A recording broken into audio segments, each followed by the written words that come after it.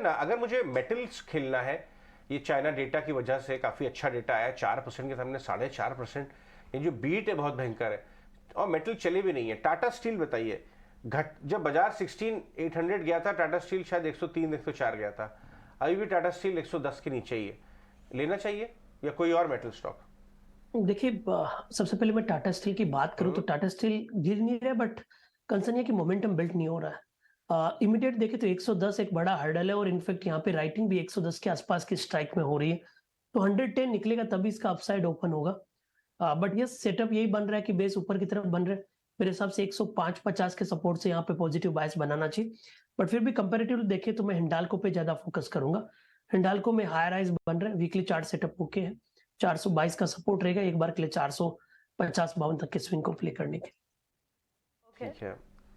चलिए, तो बिल्कुल मेटल पे इनफैक्ट दिन की शुरुआत में बाजार खुलने के पहले जब पहली कमेंट्री अजय आप बता रहे थे, आपने कहा था कि आईटी और मेटल पर नजर होनी चाहिए। आईटी में शॉर्ट है, ओनरशिप कम है, और मेटल में भी अभी ओनरशिप कम है।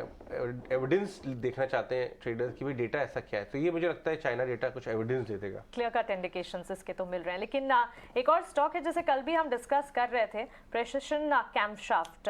अजय, 2 सेशंस में अगर देखें ऑलमोस्ट 25-30% के अप मूव्स देख चुके हैं हम इस स्टॉक में। जी का जो मैजिक है वो इसके अंदर इस प्ले आउट हो रहा है। मुझे भी लग रहा था कि यार ओवरडू तो नहीं हो रहा है, कुछ कह रहे थे थोड़ा प्रॉफिट बुक कर लीजिए, लेकिन आज ही 15%। कुछ रिविजिट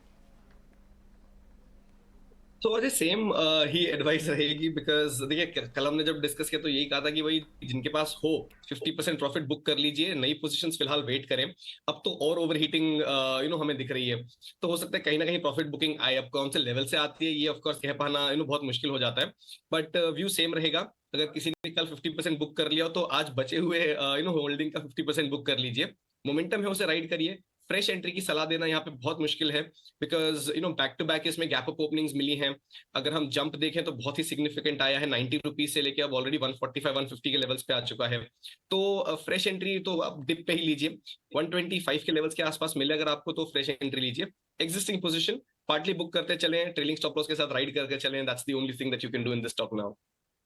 बड़ा ही मुश्किल फैसला होगा ये, क्योंकि कल पार्ट प्रॉफिट बुक करने की राय आपने दी थी, और आज अब अगला पार्ट प्रॉफिट बुक करने की। जिनके हाथ में ना तो खुजली होगी, और ये भी सोचेंगे क्या करें आगे। ये होती है, और सेल करना भी एक आर्ट होती है। जब कम समय में बहुत बड़ा मुनाफा आ जाए तो सेल करना ज़्यादा अक्लमंदी का काम होता है। तो ये कुछ बता रहे हैं, लेकिन आगे बढ़ते हैं। आपको केमिकल स्टॉक्स के बारे में हम बता रहे हैं पिछले एक हफ्ते से।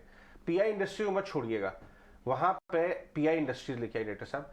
एक तो एफिनो स्टॉक है, बीटन डाउन केमिकल स्टॉक है, ये 45-46 तक चला गया था। इसको जरा देखिए आइए चंदन।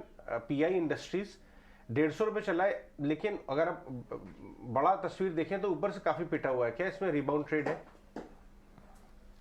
ट्रेड जैसा लग रहा है, क्योंकि अभी जो रिसेंट डिप आया उसमें वापस सेलिंग का इंटेंसिटी नहीं दिख रहा है, और आज का जो मूवमेंट है वो कहीं ना कहीं पिछले 15-20 दिनों का कंसोलिडेशन ब्रेकआउट है। टेक्निकली देखें तो 30-32 दिनों के बाद में 50 डेमा को हम होल्ड कर रहे हैं। आई थिंक एक बार स्विंग बनना चाहिए। 3050 जो आज का लो है वो इमीडिएट सपोर्ट का काम करेगा। एक बार 3220 3250 के स्विंग को प्ले करने के